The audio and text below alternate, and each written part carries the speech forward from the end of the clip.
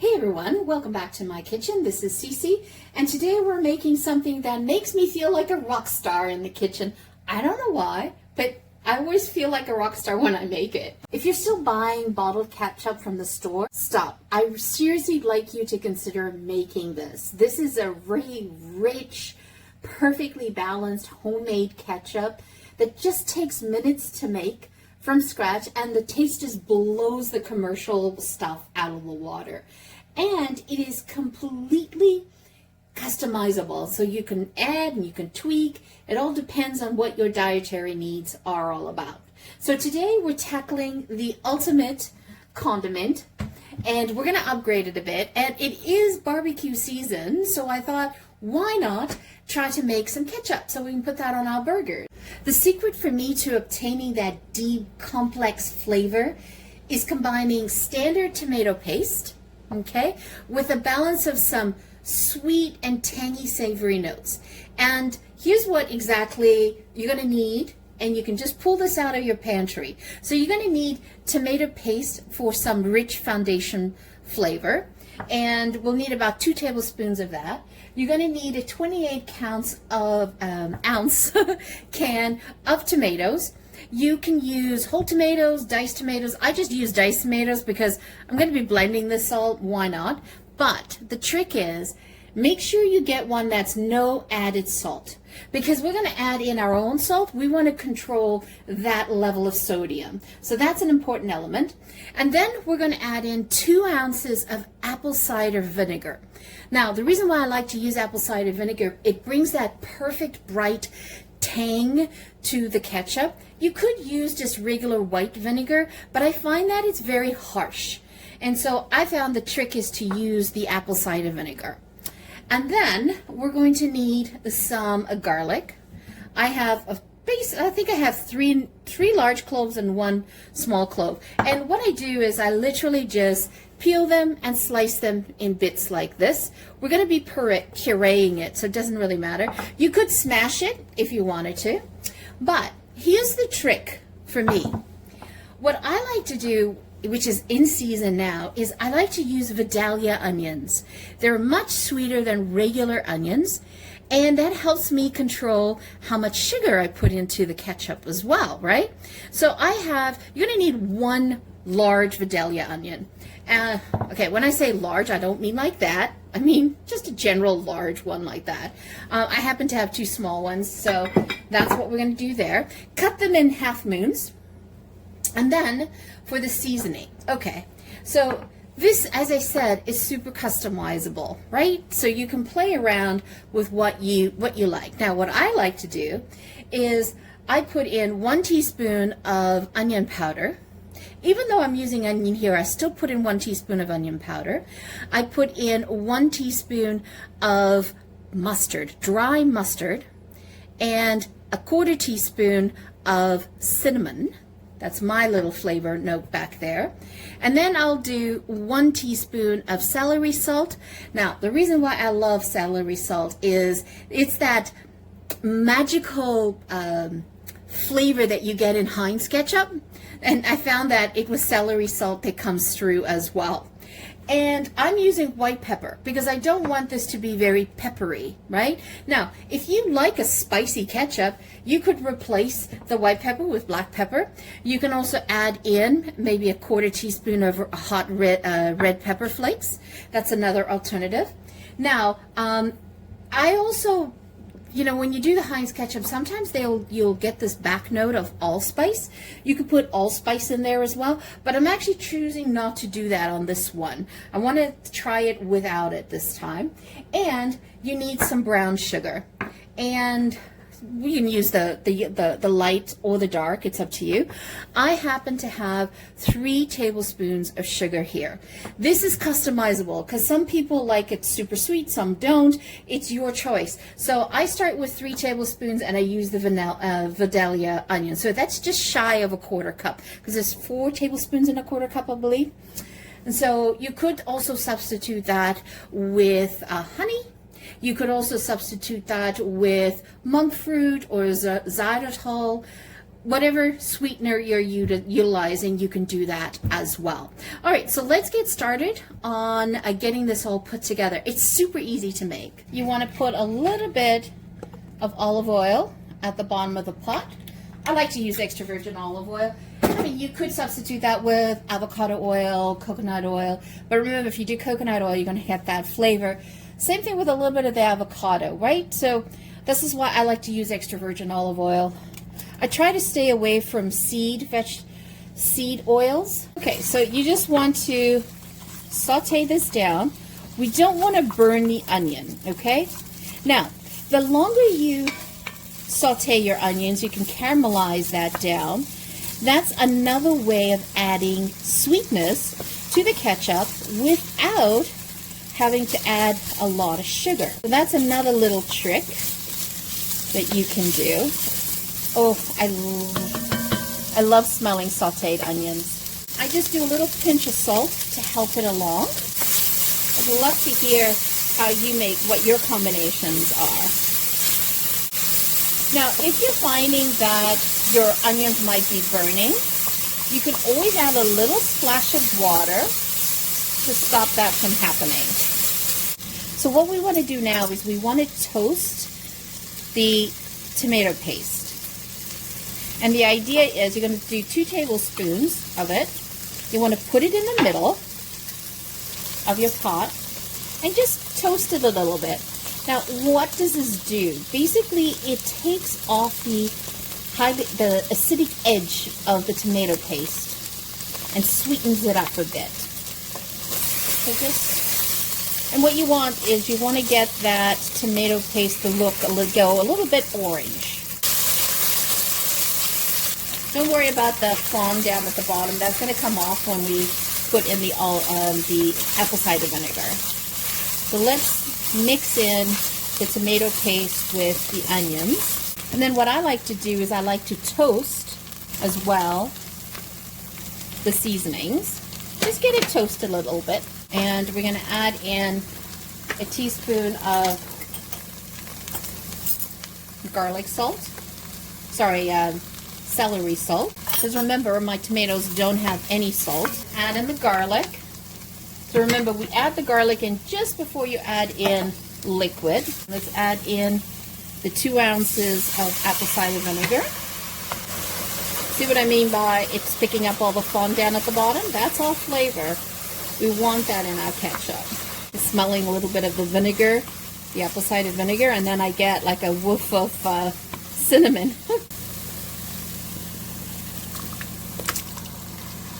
And we're making enough ketchup to last us. You know, if you just using it not for barbecues, but just regular in the kitchen for day to day, this will make a nice enough to last for about a month, and it lasts about a month in the fridge. And it's, as you can see, it's so easy to make that do you really need to make such large batches? So let's put in some pepper. I'm using white pepper. I put in right now just a 1/4 teaspoon of pepper. And what we want to do is we want to simmer this down, and then once it's simmered down and the tomatoes are all broken in, we will then puree it. See you on the other side. So one of the things I forgot to add in is the sugar. I'm just going to add in 2 tablespoons of sugar for now. I'm going to keep 1 tablespoon and see if I need that later. Now, I have known some people to put in a little bit of Worcestershire sauce, hopefully I said that right, in their ketchups, but I'm trying to keep mine as simple as possible. Okay, so this has been going for about half an hour. I kept it on low, a very, very low simmer. You can do it in 15 minutes if you want, but it's enough broken down now that I can just take my hand blender, blend it down right in the pot.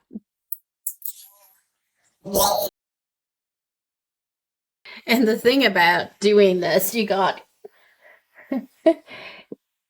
tomato spray everywhere in the kitchen, depending on how you angle it, because I was too lazy to put it in the Ninja.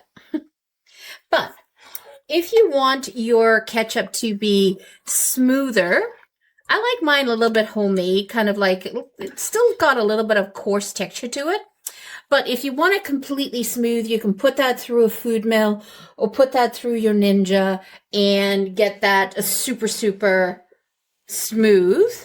My thing is, I just want to make sure that everything has been pureed. I have no chunks in here at all.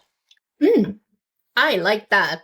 But I would say that if you don't like a cinnamon note, put in, instead of a quarter teaspoon of cinnamon, put in 1/8 of cinnamon or omit it completely. But I like cinnamon, so it's perfect. And the 2 tablespoons of sugar were just perfect in the beginning.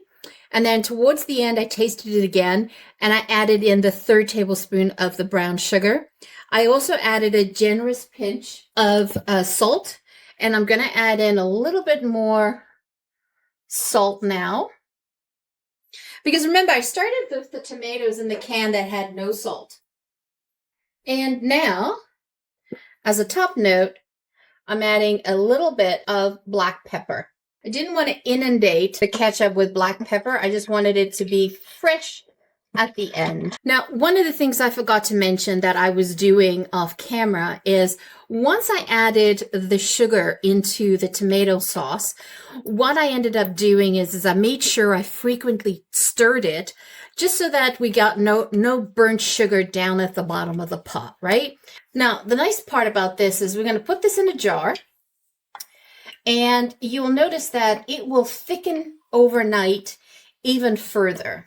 And the other thing that I did do is it was getting a little too thick for me, so I added in a splash of water while I was simmering it down as well. So you just kind of want to play around with it, watch it, what do you like? What's your consistency? So we're going to put this in a jar. We're going to cool this down at room temperature before we put it in the fridge. Look at that. Doesn't that look great? Look at that.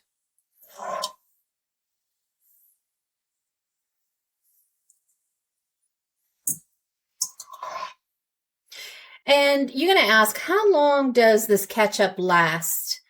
Homemade ketchup last in the fridge? Well, it will last a month. And you'll definitely go through this fairly quickly because it is so yummy. Now, I used canned tomatoes because, when they can the tomatoes, they are at its peak of ripeness at the time of canning. So that's why I like to use canned tomatoes. But nothing's stopping you from using fresh tomatoes from your garden, if that's what you had. But you'll have to go through the whole process of boiling it, getting the skins off, all of that. And I was like, I just want to make ketchup. I don't want to go through all of that process. So look at that. It's making a decent amount of ketchup, right? If you think about it, it's a perfect recipe for even tomato soup, what I just made. And this is the consistency I want. I didn't want it too thick because I wanted to make sure that I had the ability to get it through the funnel. And knowing that it's going to thicken up in the fridge, I'm perfectly fine with this. And what I love about homemade ketchup is got no artificial thickeners, no high fructose corn syrup, plain old brown sugar. And then again, you can control how much goes in there as well. Let's get that. So I would say for those of you who are not 100% cinnamon lovers, you do either want to omit it or put a quarter teaspoon in it. That's the only thing I would say I would adjust on this because the cinnamon was a bit forward. And we'll let that cool off overnight. And then I will show you what it looks like in the morning.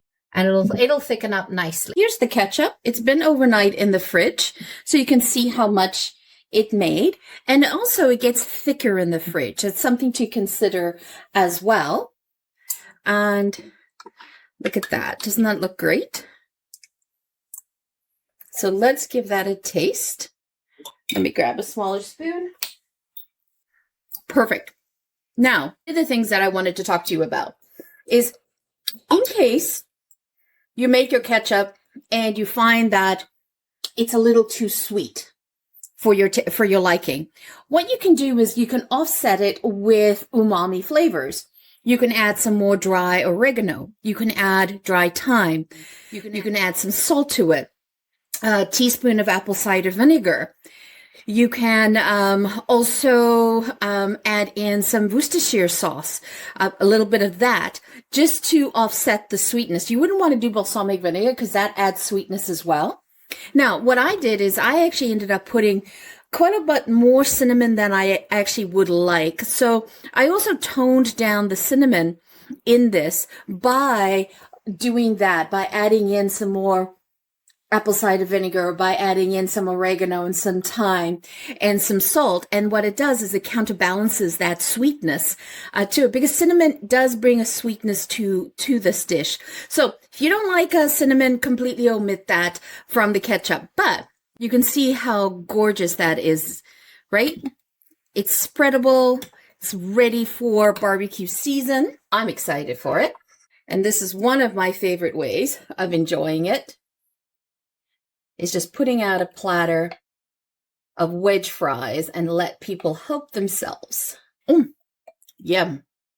That's yum. Now, this ketchup will last for about a month, month and a half in the fridge. If you put it at the back of the fridge, the coldest part of your fridge, that could actually last for 2 months. Okay? Oh, what I did is I love these wedge fries.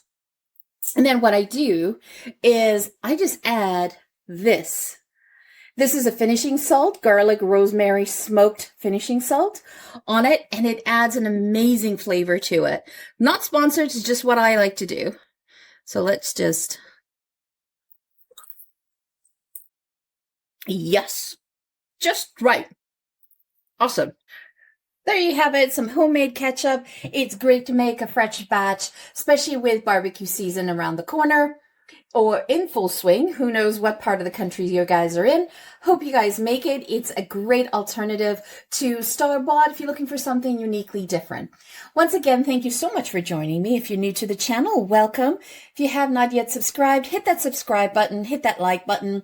Hit the bell notification. We are a small creator site and we are trying to grow our channel. We're trying to hit our 1,000 subscriber goal, and we would love to have you join the community, help us. That would be greatly appreciated. Once again, thank you so much for joining me.